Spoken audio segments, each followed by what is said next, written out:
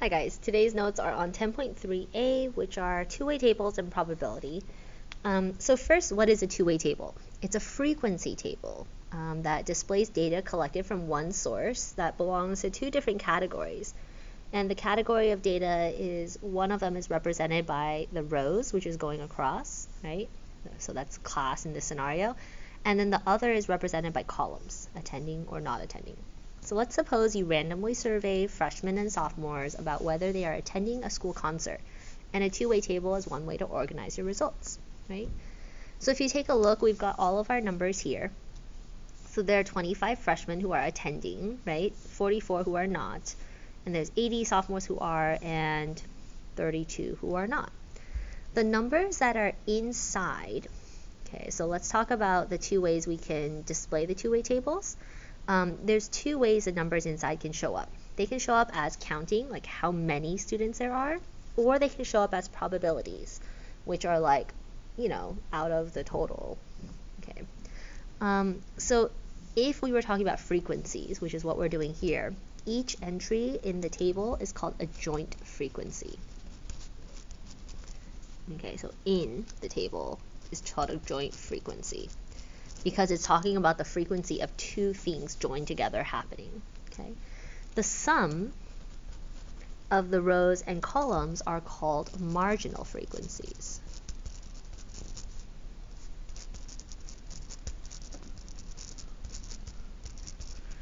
So we don't have those sums yet, but what that would give you is like the total number of freshmen, right? So in this case, we have 25 plus 44 is 69. So there's 69 freshmen.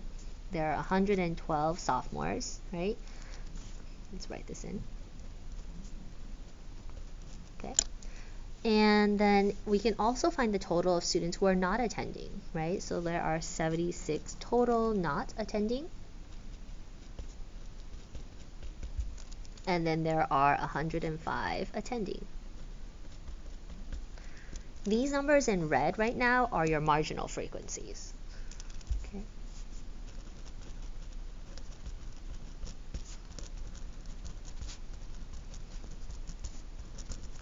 Those are these numbers and these numbers. If we wanted to, we could add up 69 plus 112 and 105 plus 76, right? Both rows and columns should give you the same total of 181 total students. Okay. Now they're called marginal frequencies because they're literally in the margin, right, on the sides. So remember that like marginal is on the outside, joint is on the inside.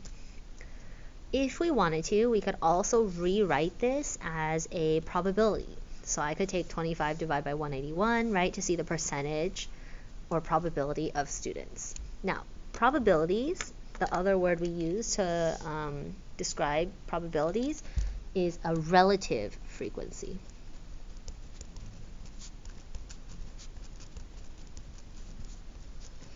Relative frequency, okay, a relative frequency is just a synonym for probability, okay, but you'll see like the definitions are joint relative frequency.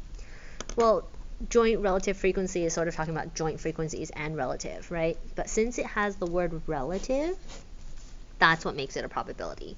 So it's going to be a ratio, which is a fraction or a decimal, and your ratio is going to be joint frequency as a count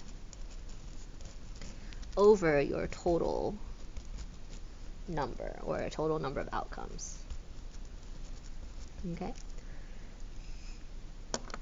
Marginal relative frequency is just marginal frequency over total outcomes.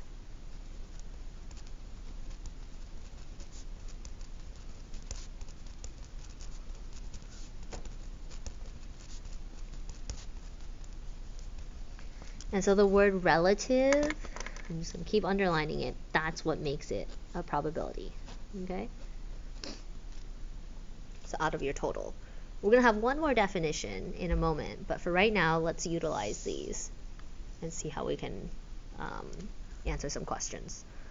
So example 1, the first thing you want to do is make a two-way table.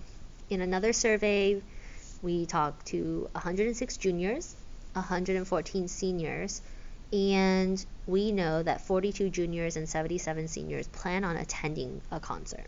Okay, so now let's organize into a two-way table. So if we are consistent with what's happening here, we know that we have juniors, we have seniors, right?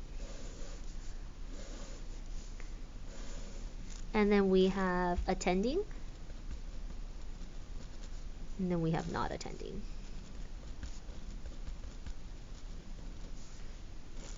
It says to make a two-way table and find the relative frequencies.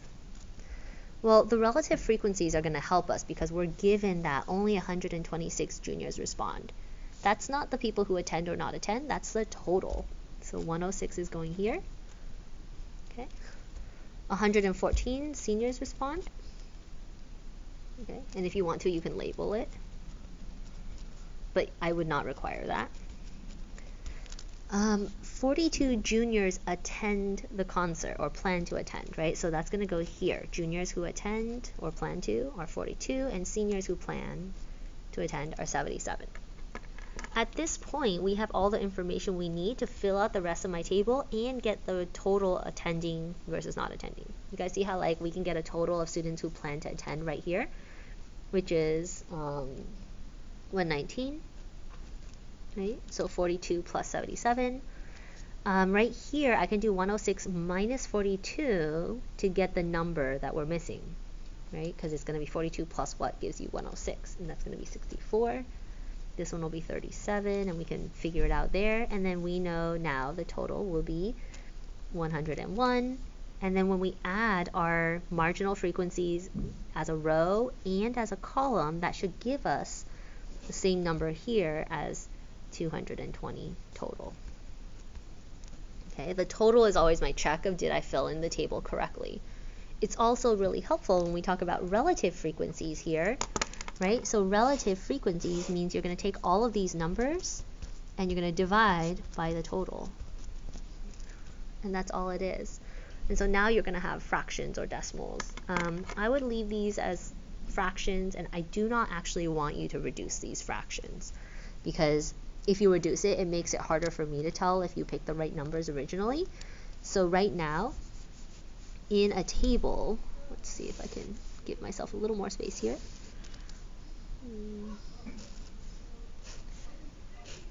Okay, so this will be juniors. Uh-oh, I did not give myself more space. Seniors.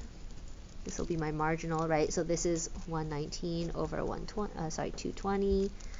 This will be 77 over 220. This will be 42 over 220. And so each of these becomes a probability.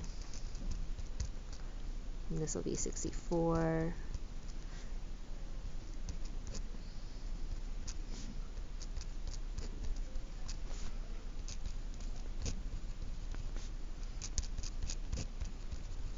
And this will add up to 220 over 220, so our probability should add up to 1.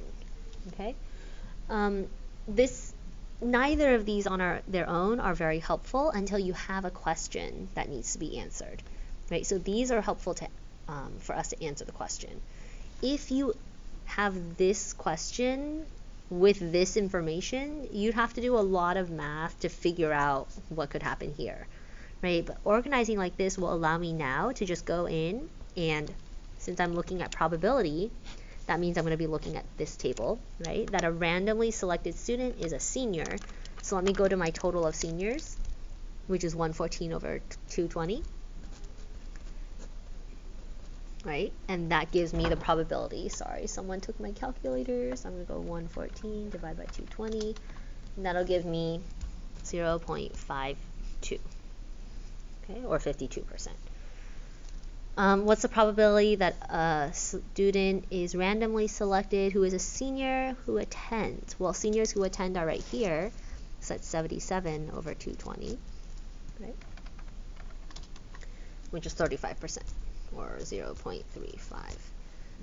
If I don't specify what you need to round to, give me like 2, maybe 3 numbers. More never hurts, but don't give me like 20 of them. On the test, I'll specify, but that's not really what I'm trying to like catch you guys on, right? You guys know how to round. Now the question is, can we use the numbers to mean something? Okay, so the last thing we want to talk about now is something called conditional frequencies. Conditional frequencies are something that happens dependent that something else also happens. So now we're going to talk about conditional relative frequencies. And since relative is probability, right, we're going to talk about our joint frequency.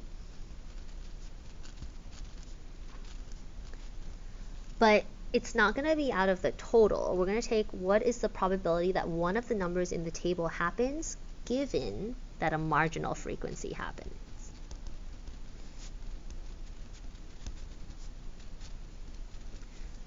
Now, if this is the case, we could also assume that we could do joint relative. And we could take a probability over a marginal relative. Right, because this is joint over total and marginal over total, so the two totals cancel, and these two things are actually exactly the same. Now, in order for us to do conditional relative frequency, I have to tell you whether or not we're using a row total or a column total, because we have to specify which marginal frequency you want to use. Okay, so using the same information from example 1, we're going to make a two-way table that shows the conditional relative frequencies based on the row totals. So let me take my information here, okay, and let me see if I can make this better. I think I need 4, 1, 2, 3, 4. Okay, so let's divide into 4.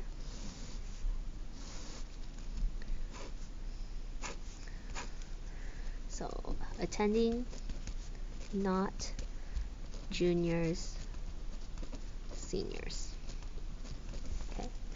And it says we need row totals. So I'm going to take 42, right, and we're going to divide it by 106 juniors. So rather than the total totals, we want like something else depending on juniors. So what we're looking at is like 42 students out of the 106 juniors are attending, right? 64 students out of the 106 juniors are not attending. These two should add up to 1 at this point, right? Seniors, there are 77 out of 114, and there are 37 out of 114. Okay, and these two should add up to 1, and then these two should also add up. Okay, so how are these helpful? Well, let's take a look. The question I could ask you is, what is the probability of attending given that you are a junior? Let me write that out so that you guys can understand what that question is asking. Okay, this is not attending and junior like from here, 42 out of 220. Okay, so this means that you're already only juniors. Of the juniors who attend,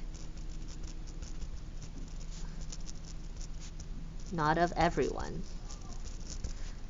Of the juniors surveyed, not attend, apologies. How many plan to attend?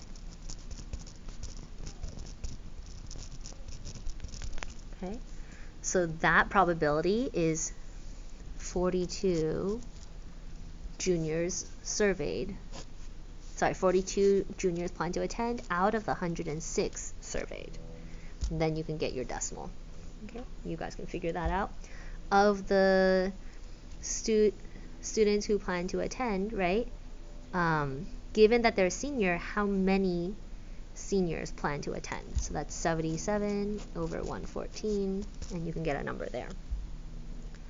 If we wanted to, I could ask you, oh no, I copied these. I actually wanted these switched. So let's change this. Ready? What's the probability that you're a junior given that you're attending? Okay, so what that means is I have to consider out of a total of people who are attending, of attending students. How many are juniors?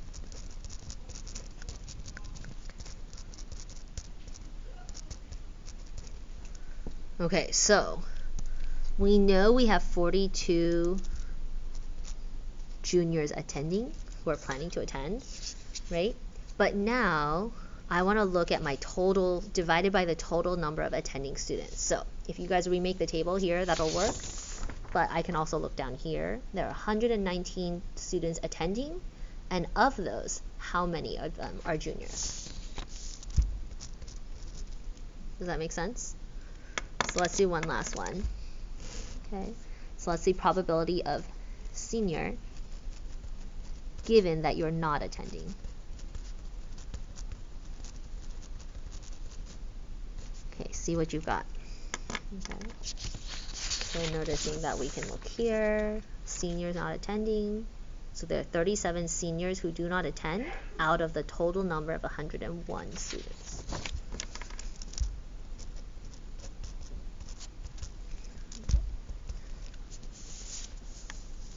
Okay, this last one is the trickiest one in terms of like understanding what to do.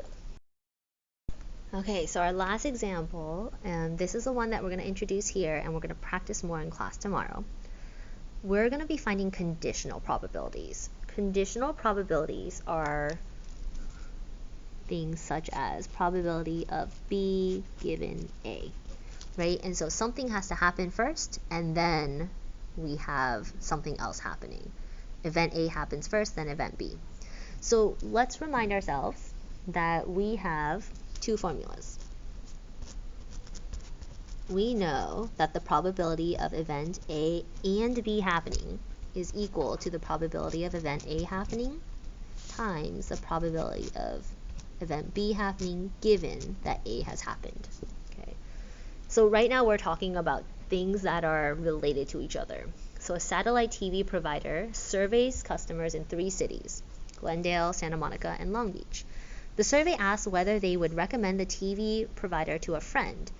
And here are the results given in joint relative frequencies. So notice they're all decimals, right? These are all percentages in this two-way table. And the question is, what is the probability that a randomly selected customer who is located in Glendale will recommend the provider? Okay, so 2 things have to happen. First, they have to be located in Glendale, right? So you're going to randomly select a customer who is located in Glendale first. So this is event A. That has to happen. And then what's the probability that that person will recommend the provider? So event B is like, yes, I will recommend, right? So event A is that they're in Glendale. So given our information, we know that we are looking at, okay, so let's look at our information we're given. We know that the probability of A and B, let's write this in, A and B is yes and Glendale. That's right here, yes and Glendale. Okay, so that's P of A and B. So we know we have 0.29. Should I show my work? I think so. That'll help you guys later, I bet. So I'll write it in blue. Probability of, let's go, A is Glendale. And yes, right? Equals to the probability of them being in Glendale first times probability of B is yes given that they're in Glendale. And so you have to know that when you randomly select a customer, that's your first event happening. And this is the part where it's hard to specify like which one is which. So you have to figure out that event A happens first, right? Where you select someone who's located in Glendale, that's A. And then will they recommend, that's B, which is yes. Okay.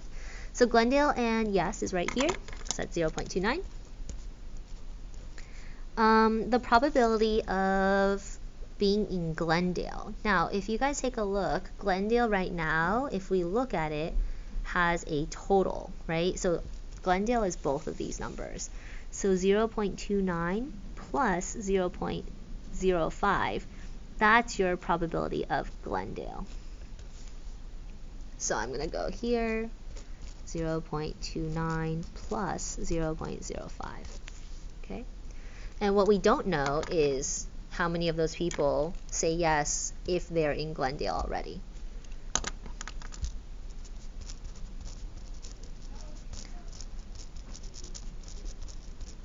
Okay, so all you have to do is take 0.29 divided by 0.29 plus 0.05, right?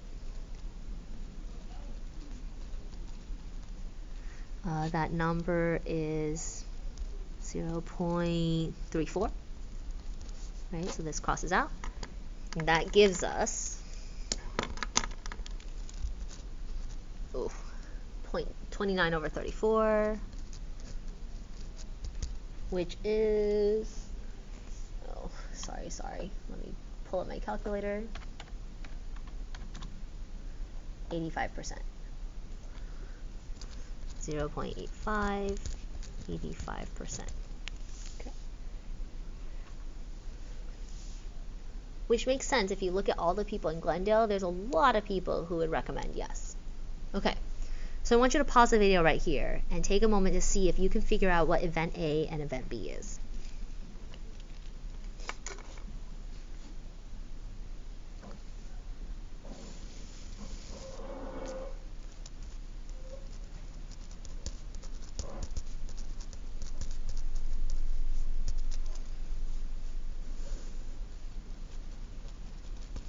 Okay, here's my event A and event B. Okay,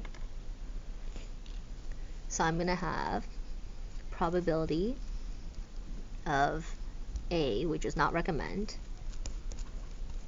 and Long Beach equals to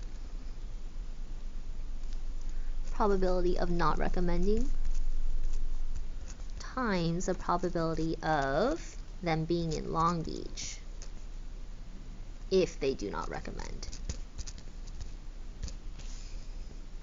And this is what I'm looking for, right? So someone who's not recommending it, what's the probability that they're in Long Beach? So let's see. Not recommending and Long Beach is here, right? So that's 0.04. So everyone who doesn't recommend is these three values.